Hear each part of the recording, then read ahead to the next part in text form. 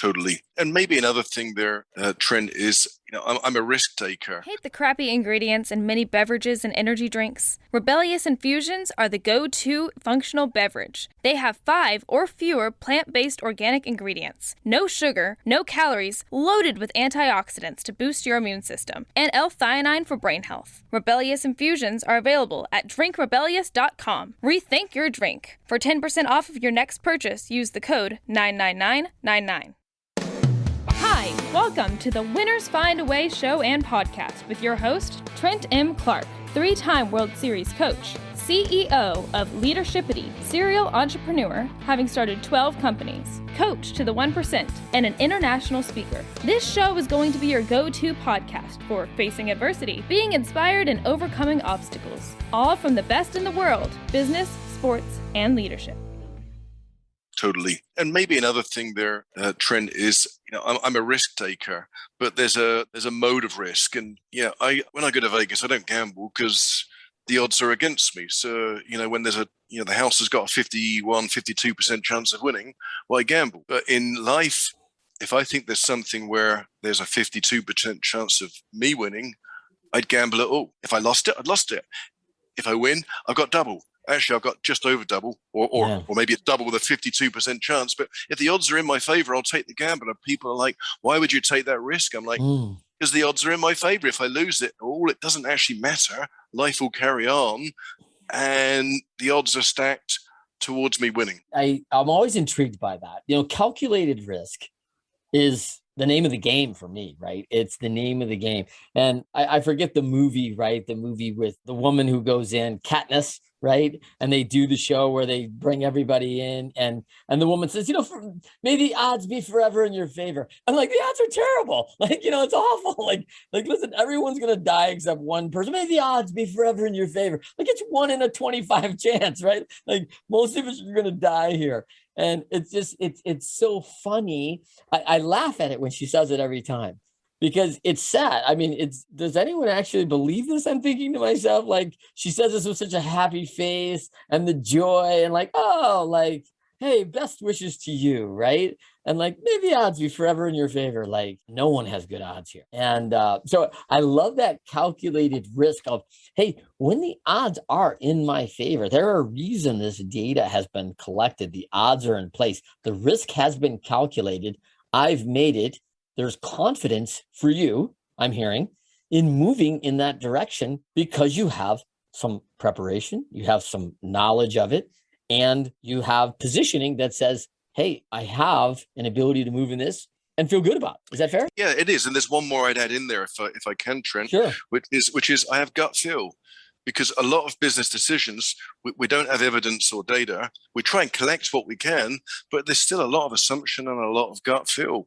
And many people get paralyzed making decisions without a complete set of data, which I understand, because perhaps what as entrepreneurs we do is somewhat foolish. And that's we make decisions and we have a bias for action with inadequate data. So you said you have gut feel. I don't believe in it. What do you think of that? I don't believe. Yeah, isn't that crazy?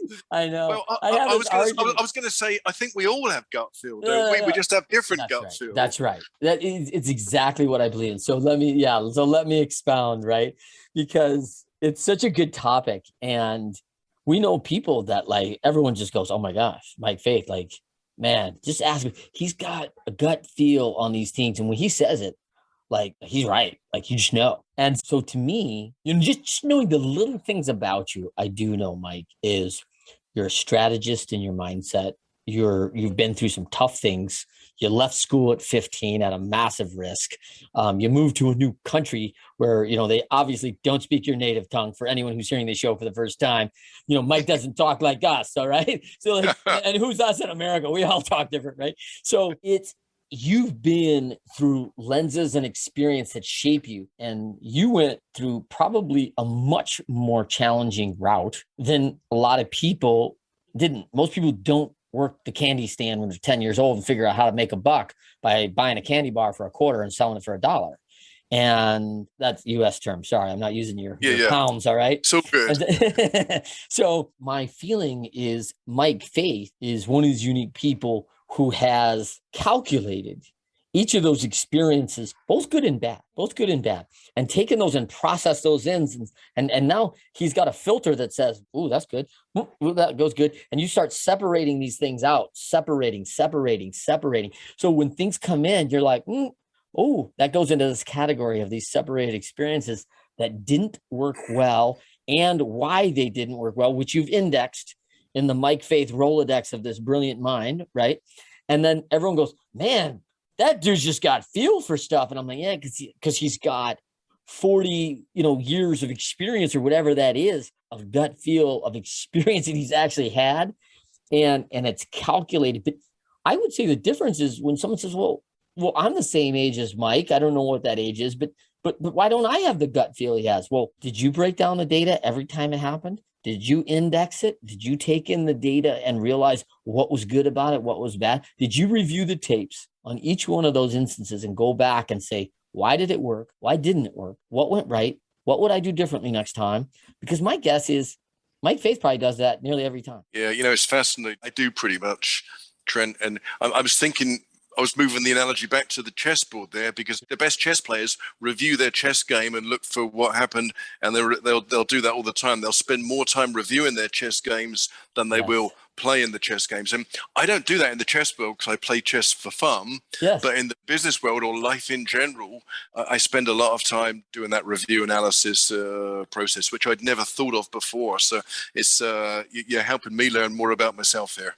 Do you watch Ted Lasso? I do. I love Ted Lasso, right? I am loving Ted Lasso. And I love it early in this first series where Beard, the assistant coach, has his girlfriend, and they're both chess players, right? And they're out on a date, really going out, and he's like, "Night." They're doing a verbal game in the bar, right? And I'm just thinking, like, I don't know socially if I would do this ever, right?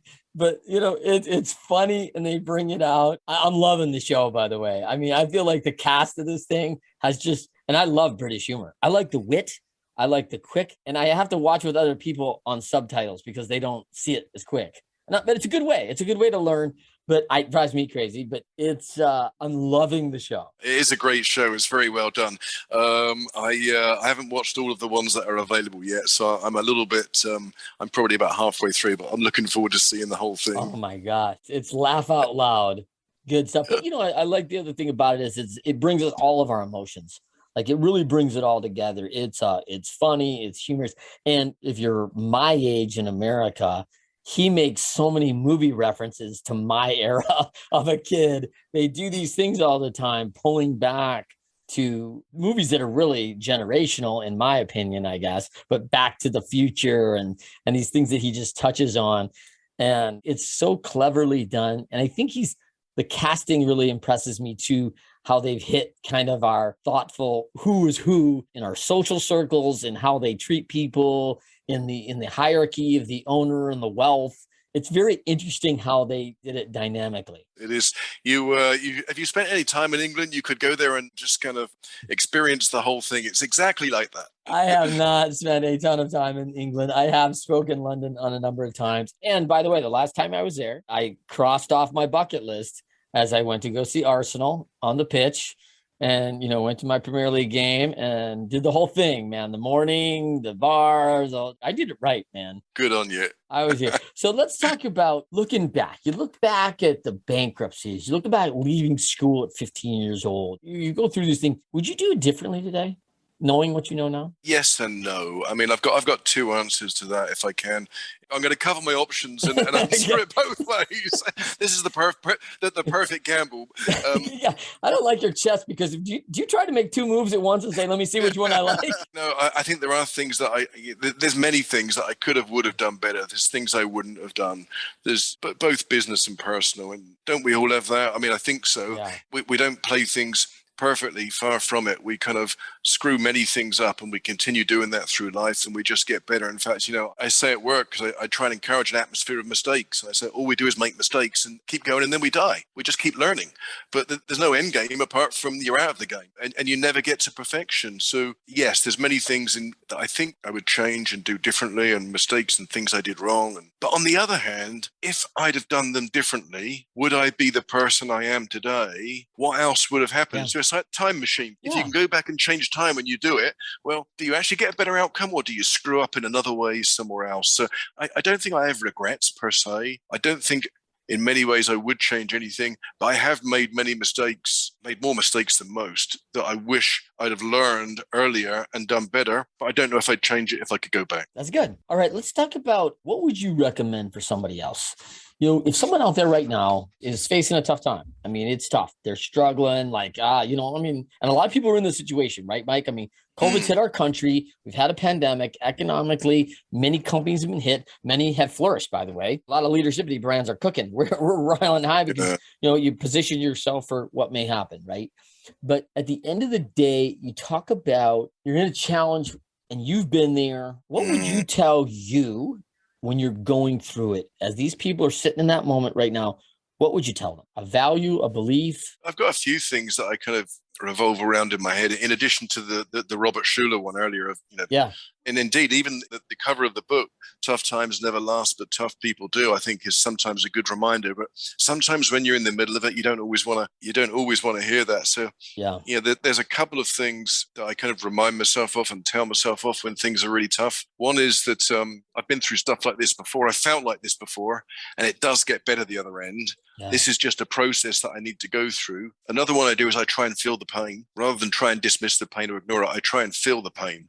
Lean in. Lean into it, feel how bad it is, don't deny it. I think that helps me get through it. And another one is I remind myself that in 200 million years' time, the whole Earth will just be a big ball of ice. Who gives a toss anyway about this little thing that's happening now that feels so big in the moment? So those are some of the things that I've done. Yeah, I love that. It's temporary. That's what I heard. You know, it's real, but it's temporary. You've been there before. This too shall pass. You will feel better in another time. It may not be this time, but it will be in another time. I love leaning into the pain. I find that, you know, once you accept where you're at, what it is, man, that's 50% of the battle. I'm not saying it's gone, but 50% of the battle is there, right? I also love the perspective, right? Like, you know, kind of pulling yourself out of it. That if you want to talk about the plane from 10,000 feet looks a lot different than the one from 100 feet off the ground. You know, I can remember one of my perspective shifts on like stress and anxiety. We were in the World Series in 2002. And I remember Garrett Anderson was one of our best players. And he stepped out of the box in a crucial moment. Crowd's going crazy. You know, you got 50 million people watching on TV. He yawned, Mike. I'm like, Garrett, are we boring you? like, what are you doing, right? And then I got this perspective, like, you know, why is this such a big deal in the moment? He's doing it to relax his body, right? He's doing it because you can't be anxious and yawn. So he's trying to cool his system, and he's smart, great player, really wise guy. And I thought, you know, in that moment, I thought somewhere in the world, there's another continent who, like, they don't give a rip about baseball. They don't care about this World Series. They care about getting food on the table. They care about, you know what? If I'm going to be the lead of this tribe, I got to be the best at killing a lion. You know, like there's life or death out there. And like, this thing is like what we're going to get all amped up about. And perspective needs to be had by all of us because we're putting these things on ourselves. And I like to tell people pressure is self-applied. Definitely. And I think, you know, I like that a lot. Perspective is really good. And in the moment, our own problem seems really big and huge, but in reality, it's not. I mean, unless we are starving or in extreme physical pain, most other things are temporary and will pass. So good. All right, let me ask you, let me go to a couple of Q&As here. You've had a lot of success. You've won a bunch. I mean, you're a winner. You've always found a way. And you've had some losses, but you get back up, right? What's the best battle you've ever conquered in your lifetime? You know, I'm going to start, if I can, just by commenting on the question there, Trent. And sometimes I don't think of myself as a winner. I think of myself as a constant loser. And that's why I keep improving. And I'm a little bit uncomfortable to go into the, you know, when you say you're a winner, I mean, thank you, but I'm an average guy that's made a lot of mistakes. I keep making mistakes. I keep learning. And I've had some luck that goes along with it. So, and there are people that are far more successful than me in every possible measure. So I think of myself as just a kid on a journey that stumbles a lot. So, but given that, what was the question? I got lost. Yeah. First of all, I appreciate your discomfort in it. I do honor that, but you've done some things that many people would like to do that you have not. And this, for my listeners, I'm gonna call you out a little bit on this. For my listeners, I will just let you know that we don't ever stop comparing ourselves. We don't ever stop getting into what's the quote they use about the imposter syndrome. Like, am I a winner? Wait a minute. You know how many times I've lost? Like, I'm the biggest loser in the world. But like, wait a minute. You've got titles and you've got championships, and those trophies may look different. It may be the car you drive. It may be the friends you keep. It may be the relationships you have in this life. Trophies come in all sorts of different fashions, but there are rewards for your work. And one of the things that I honor about you, Mike, is that you live a life of peacefulness. When I'm around you, I feel it, right? And I don't think people have that in their life. And you've gained that reward through work, effort, developing people around you, developing yourself, continuous improvement. You don't stop. And so for me, you're all about winners, man. Yeah, well, thank you. I'm a lot more peaceful in the past few years. I used to be quite a ball of anxiety and tension. So that's something that's kind of changed in recent years with me. So let's go back to the question. The question is the best battle you've conquered in your lifetime. I think that might be the one, the battle of, instead of being anxious and tense, being able to relax and enjoy. And that is, as I say, I think it's only the past few years. And there's a couple of things that have really done that for me. And I'm happy to share. Psychedelic medicine with a guide, with a therapist. Yep. That's been quite transformational for me. And then a second one is breath work, which is kind of almost the same thing. It's actually, as they say, getting high on your own supply. But the idea of both of these, and one is, I think they're variations of the same thing. You kind of get to an altered state of consciousness, and one's with chemicals and one's without chemicals. I do the breath work regularly, which is the non-chemical version, because you can do that daily without any impairment or side effects. But I find that really helps me discover new parts of myself and put everything else in the world aside, because it really doesn't matter, everything else. And I can just be with myself and my body and my mind and really discover new insights about me and the world. What do you think? I had Gordy Buffton on my show. He told me a great quote. He said, our depression is our tie to our past, to what's happened. And lost in, could I change it? I should have done something different. And our anxiety is tied to our view of the future, and the present solves all. What do you think to that? Well, I hadn't heard that, but it kind of makes sense when you say it. And certainly being able to be in the present is something that both psychedelic medicine and breath work has given me. It's exactly that, because you really just come into the present. And I had never spent a lot of time in the present before. And I think that might be kind of maybe stereotypical of entrepreneurs, because you spend a lot of time collecting data about the past and worrying about how you're going to put it into the future. That's right. And I enjoy being in the future more than anything. So I spend a lot of time there. I've only just discovered this, hey, just be in the present and enjoy the present. And I don't need anything, and I can just be, and being is okay with me. I think I kind of, just as I'm thinking that through and processing it, what you shared there, Trent, I think that is very good. Depression in the past, anxiety is the future, or that tends to be the problems there. And then being in the present, it makes sense. Let's go to the best way to win. Is there something that you want to share with the listeners that we did not touch on today? Maybe something that, we've talked about. I think, let me run down a little bit what we've talked about. We talked about chess and the strategy, how those things apply in life and in business and running things and running even a family, and how that may apply. We've talked about your deep commitment to your author group, which is awesome. Talked about your young entrepreneur life, your mindset, accepting problems, working through it and moving beyond it. We've talked about the book, right? Tough times don't last, tough people do. The seed is being sown for a greater triumph. Talked about the opportunity being greater than the risk of the problem or challenge, and your vision. And we've also talked about 3 good advices of, if you're going through it, knowing this is temporary, knowing that you can lean into that pain and feel it and understand it, and the perspective of that, hey, there's other things in this world. You're not alone. Probably somebody who's been through this before. Some perspective of that is important. And what you're doing differently to combat some anxiety in your life, which I think is great stuff, by the way, getting more present. What would you tell somebody the best way to win in this lifetime right now, right where we're at? Would you add to that in any way? Maybe. You asked some great questions that make me think, Trent. Yeah, let me go back to the chessboard. Chessboard is a one-player game, but in life, it's a multiplayer game. And whether that's a, team game as in, team sports, or whether it's a cooperation game with people on different teams, I think that's something that I've learned to get better at over the years.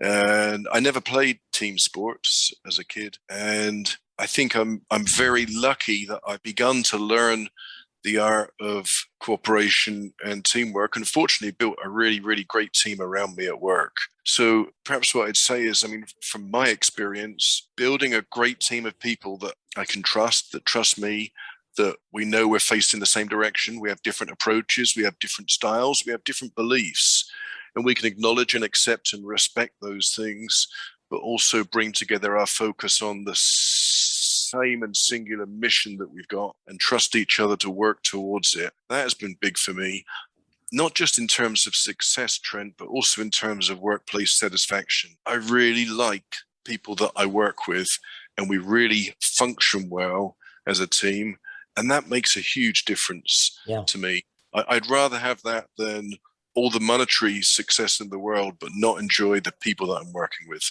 Love it. And I think I was talking earlier today about John Wood, and we were talking about his pyramid, about team spirit. And Bill Walton, one of his famous players, just said, hey, man, nobody gets there alone. Nobody makes it alone. Like, you need people around you. And I think that's great to remember in a down period, in a crisis.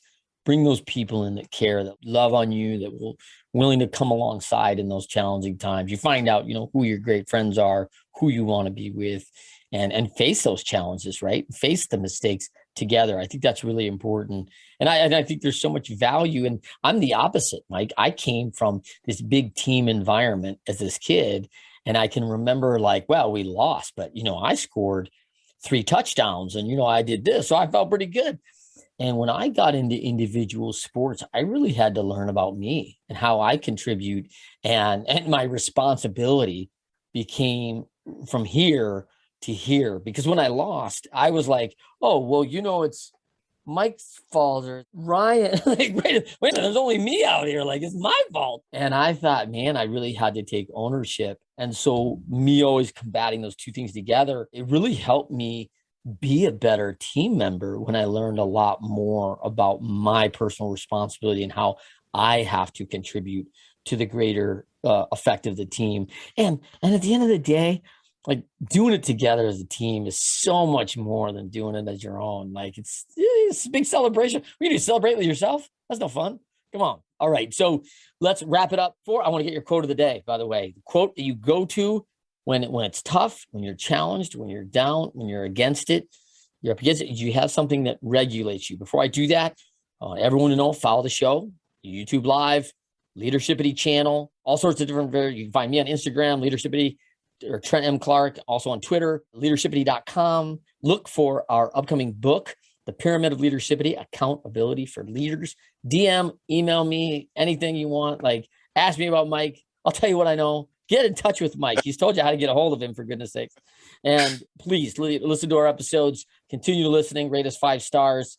We work hard to find value, delivering insight from the 1% leaders. And of course, Mike, Faith, you did not disappoint as usual, and I knew you would not. So what's your go-to, Mike? What is your go-to, saying when the chips are stacked against you? Well, I thought you were going to ask my go-to saying overall, which of course would be, it's a great day to buy headsets. However, I thought that was the company logo. I think, when the chips are down, it is, and if I may repeat from earlier, it is that, out of every adversity, the seed is sown for yet a greater triumph. And no matter how bad it is now, we'll get through it and it'll get better, and we'll be better off because we'll learn and we'll understand and we'll feel more going forward. So this is because you're a brilliant guy. We've had a lot of deep conversations on leadership and different things along the way and worked a little bit together. This is the quote I had for you, thinking about you coming on the show this Friday. It's from David DeWolf. He's the president and CEO of 3 Pillar Global. There's no differentiator in a knowledge economy. Strategies are no longer a differentiator.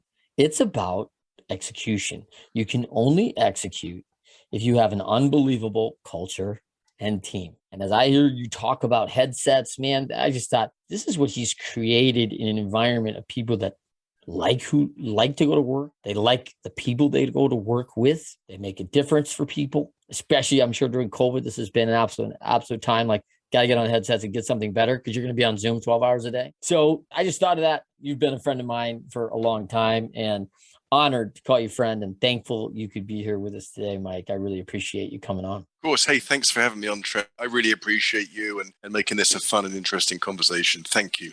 You bet. Thanks so much for everybody. Every Friday, winners find a way. Hate the crappy ingredients in many beverages and energy drinks? Rebellious Infusions are the go-to functional beverage. They have 5 or fewer plant-based organic ingredients, no sugar, no calories, loaded with antioxidants to boost your immune system, and L-theanine for brain health. Rebellious Infusions are available at drinkrebellious.com. Rethink your drink. For 10% off of your next purchase, use the code 99999. Thank you for listening to the Winners Find a Way show and podcast. Trent, together with the leaders who shared their learning and experiences through this show, are grateful for allowing them to help and support you on your journey to becoming your best. Write a review, rate us 5 stars, and share this episode to your network.